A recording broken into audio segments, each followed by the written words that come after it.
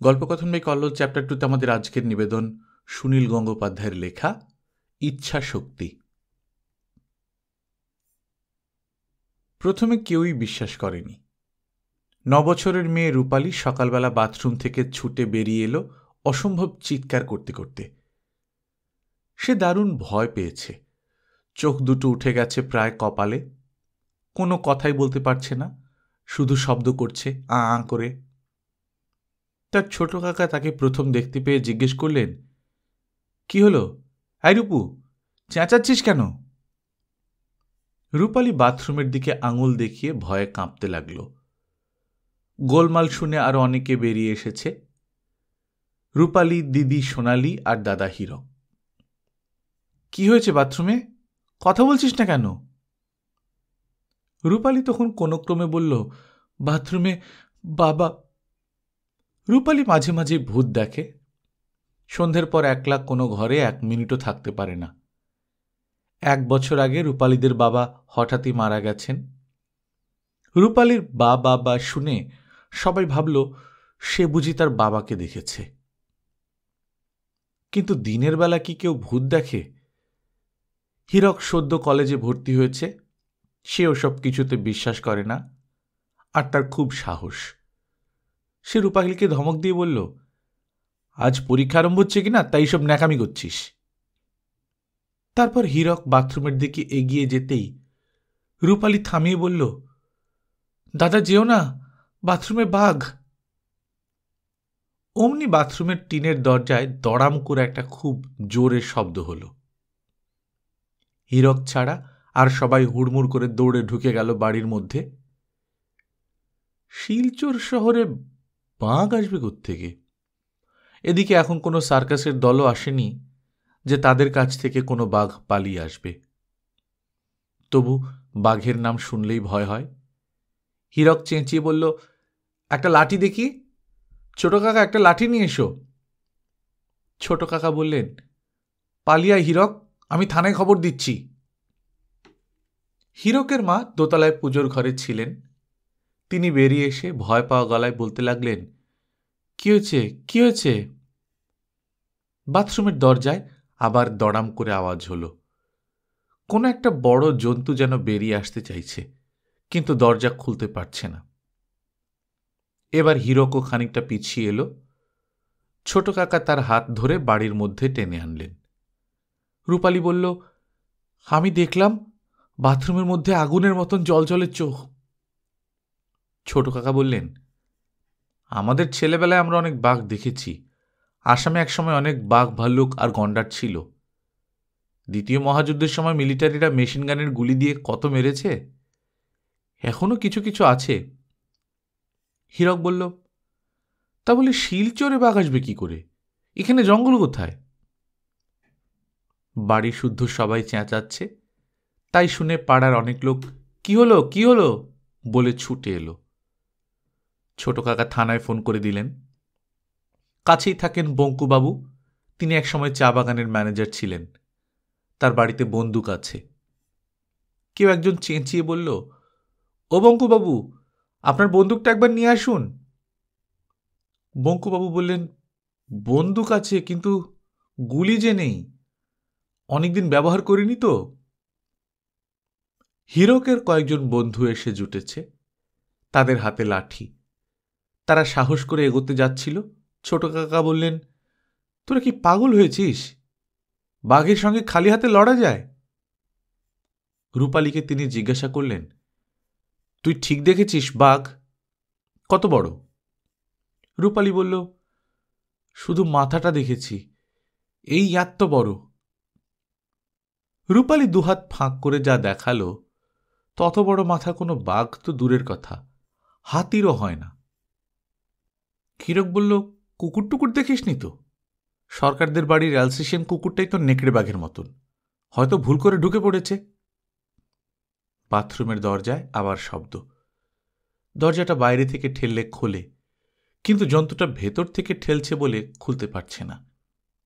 হীরক বলল, একটা লম্বা বাঁশ এনে দূর থেকে দরজাটা ঠেলে খুললে হয় না? ছোট কাকা বললেন, যদি সত্যি বাঘ হয়, বাঘ কতদূর লাফাতে পারে জানিস? একজনকে মারবেই। এই সময় আপনা আপনি যেন দরজাটা খুলে গেল। আর কিছুই দেখা গেল না, কিন্তু দরজাটা খুলে যাওয়ার সঙ্গে সঙ্গে সকলের যেন নিঃশ্বাস বন্ধ হয়ে গেল। কেউ কোনো কথা বলল না। তারপর খানিকক্ষণের মধ্যে কিছু বেরোলো না। গুনগুন ফিসফাস শুরু হয়ে গেল আবার। হীরক বলল, কি ব্যাপার? ওর মধ্যে কি সত্যি কিছু আছে? একবার দেখা দরকার। হীরকের বন্ধু মানিক বলল, বোধহয় ইঁদুর টিঁদুর শব্দ করছে। ঠিক তক্ষুনি বাথরুমের ভেতর থেকে বড় মতন কি একটা জানোয়ার এক লাফে বাইরে বেরিয়ে এলো।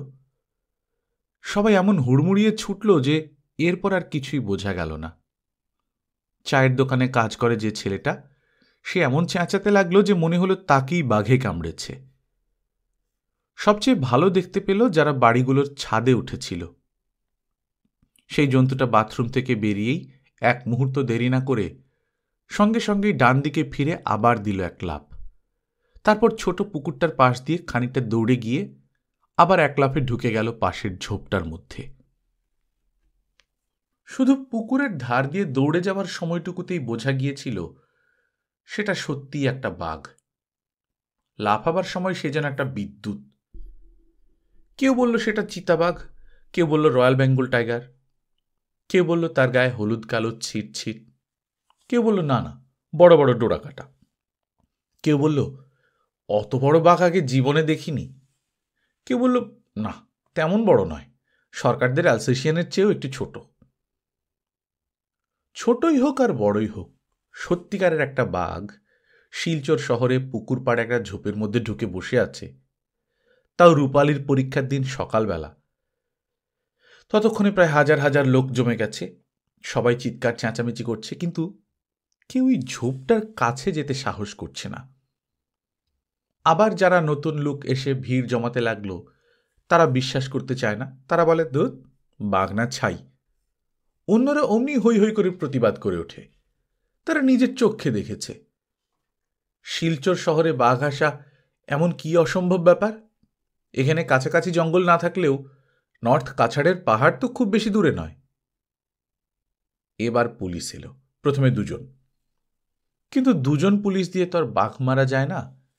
তাদের কাছে বন্দুকও নেই। তারা এসেছে ঘটনাটা সত্যি কিনা দেখতে। তারপর এলো এক গাড়ি পুলিশ, সঙ্গে স্বয়ং এসপি সাহেব। তিনি দুজন রাইফেলধারী পুলিশকে সঙ্গে নিয়ে এক প্যাক প্যাক করে এগোতে লাগলেন পুকুরটার দিকে। তখন বুড়ো বঙ্কুবাবু, সেই যে যার বাড়িতে বন্দুক আছে কিন্তু গুলি নেই, তিনি এসপিকে বললেন, স্যার আপনি কি বাঘটাকে গুলি করবেন নাকি? জানেন আজকাল বাঘ মারা বেআইনি, আজকাল বাঘেদের অজ্ঞান করে ধরতে হয়। এসপি সাহেব কটমট করে বঙ্কুবাবুর দিকে তাকালেন, যেন উনি বাঘটার বদলে বঙ্কুবাবুকেই গুলি করবেন। ঝোপটার মধ্যে বাঘটাকে কিন্তু দেখা যাচ্ছে না বাইরে থেকে। এখন দেখা না গেলে গুলি করা যাবে কি করে? তখন ঠিক হলো আগে টিয়ার গ্যাস ছোড়া হবে। সেই টিয়ার গ্যাসের চোটে বাঘটা কাঁদতে কাঁদতে ফাঁকা জায়গায় বেরিয়ে এলেই গুলি করে মারা হবে তাকে। একজন পুলিশ ছুটে গিয়ে টিয়ার গ্যাস শেল নিয়ে এলো। হাজার হাজার লোক পুলিশের বড্ড কাছাকাছি এসে পড়েছে। এসপি সাহেব 144 ধারা জারি করে দিলেন, তবু কেউ সরতে চায় না। ফটফট করে দুটো টিয়ার গ্যাসের শেল ছোড়া হলো ঝোপটার উপর, কিন্তু তাতেও বাঘটা বেরোল না। বাতাসে টিয়ার গ্যাস ছড়িয়ে পড়ার সঙ্গে সঙ্গে দর্শকদের চোখ জ্বালা করে উঠল। বাড়িগুলোর মধ্যেও ঢুকে গেল টিয়ার গ্যাস। মা মাসি পিসিরা রান্নাঘরে পেঁয়াজ কোটা কিংবা শুকনো লঙ্কা ফোড়ন দেবার সময় যতটা কাঁদেন তার চেয়েও বেশি কাঁদতে লাগলেন আজ। এরপর দমাদম করে ছোড়া হতে লাগলো ইঁট। সাহস করে অনেকেই এগিয়ে গেল অনেকটা। অত ইঁট খেয়েও কোনো বাঘের পক্ষে চুপ করে বসে থাকা সম্ভব নয়। একটু পরেই বোঝা গেল যে ওই ঝোপের মধ্যে বাঘটা নেই। যে কোনো উপায়ই হোক সেটা এর মধ্যে হাওয়া হয়ে গেছে। ঝোপটার পেছনে কাঠের কারখানার উঁচু দেয়াল। বাঘটা যদি সেটা লাফিয়ে পার হবার চেষ্টা করত, এত লোকের চোখে নিশ্চয়ই সেটা পড়ত। একদল লোক হো হো করে হেসে বলল, আগেই বলেছিলাম বাঘটা কিছু নেই, স্রেফ গুল। সকালবেলায় বাঘ? এসপি সাহেব ছোট কাকার দিকে কটমট করে তাকালেন। ছোট কাকা জোর দিয়ে বলে উঠলেন, আমি নিজের চোখে দেখেছি। পুলিশ এবং সমস্ত লোক চলে গেল কাঠের কারখানার ওপাশে। সেখানে প্রচুর খোঁজাখুঁজি হলো, কিন্তু বাঘের টিকিটিরও পাত্তা নেই। বাঘটা যেন একেবারে বাতাসে মিলিয়ে গেছে। যাই হোক, এইসব করে তো সকাল 9টা বেজে গেল। এত কাণ্ডের মধ্যেও কিন্তু রূপালীর মনটা খুব খুশি খুশি হয়ে আছে। বাথরুমের মধ্যে বাঘটা তাকে ঘ্যাঁক করে কামড়ে ধরলে খুবই খারাপ ব্যাপার হতো বটে, কিন্তু সেটা যখন হয়নি তখন আর সব ভালোই হয়েছে। এইরকম একটা ব্যাপার হলো, আজ নিশ্চয়ই আর পরীক্ষা হবে না। কাল রাত্রিরে রূপালী অনেকক্ষণ ভগবানকে ডেকেছে, হে ঠাকুর, তার যেন জ্বর হয় অথবা পরীক্ষাটা যেন বন্ধ হয়ে যায়। আজ ইংলিশ গ্রামার আর কম্পোজিশন পরীক্ষা ছিল। ইংলিশ গ্রামারটা একটা বিচ্ছিরি জিনিস, কিছুতেই মুখস্থ হয় না। কিন্তু এর পরেও হিরোকে সে হুঙ্কার দিয়ে বলল, আই রূপু, তুই এখনো তৈরি হসনি যে? পরীক্ষার সময় হয়ে যাচ্ছে না? রূপালী যেন একেবারে আকাশ থেকে পড়ল। আজ আবার পরীক্ষা হবে নাকি? শহরে বাঘ এলে পরীক্ষা হয়? তাহলে তো জঙ্গলেও গাছপালাদের পরীক্ষা হতো। ইস, বাঘটা কেন যে চলে গেল, আরও কিছুক্ষণ যদি থাকতো। হীরক কিছুতেই কিছু শুনল না। সে নিজে নিয়ে যাবে রূপালীকে। বেশ তো, পরীক্ষা হয় কি না হয় সেটা তো স্কুলে গেলেই জানা যাবে।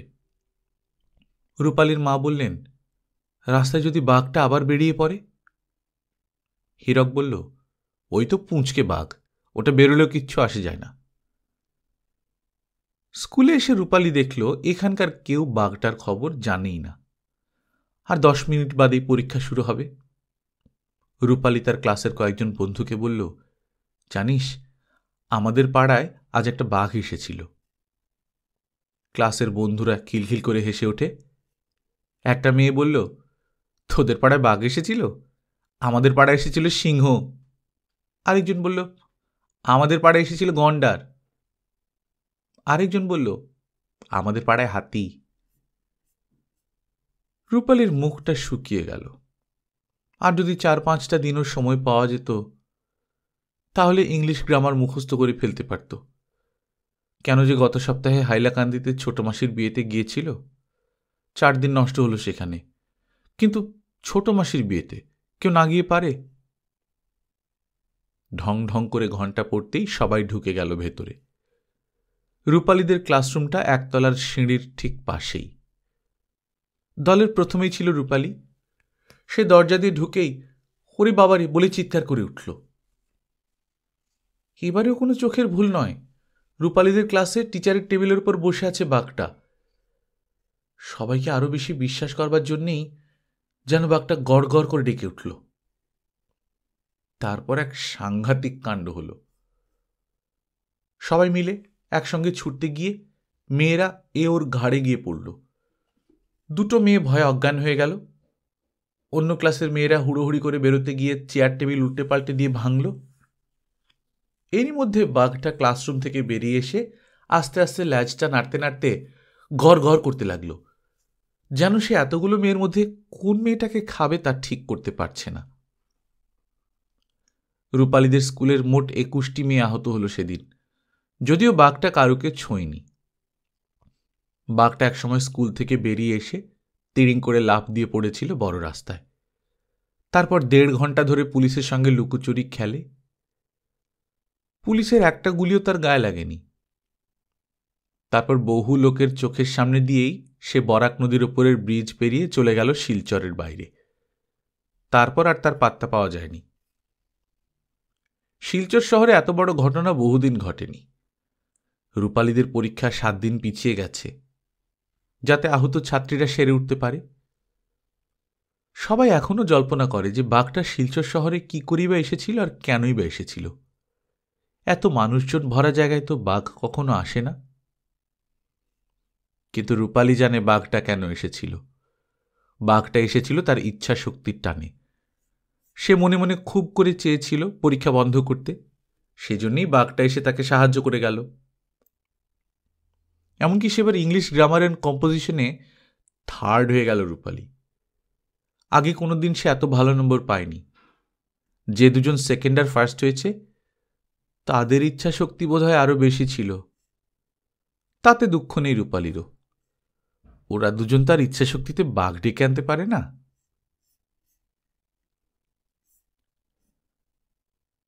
গল্পকথন বাই কল্লোল চ্যাপ্টার 2-তে আপনারা শুনছিলেন সুনীল গঙ্গোপাধ্যায়ের লেখা ইচ্ছা শক্তি।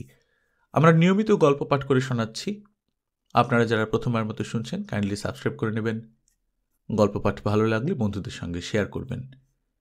নিজে ভালো থাকবেন, আশপাশের লোকজনকে ভালো রাখবেন। টাটা।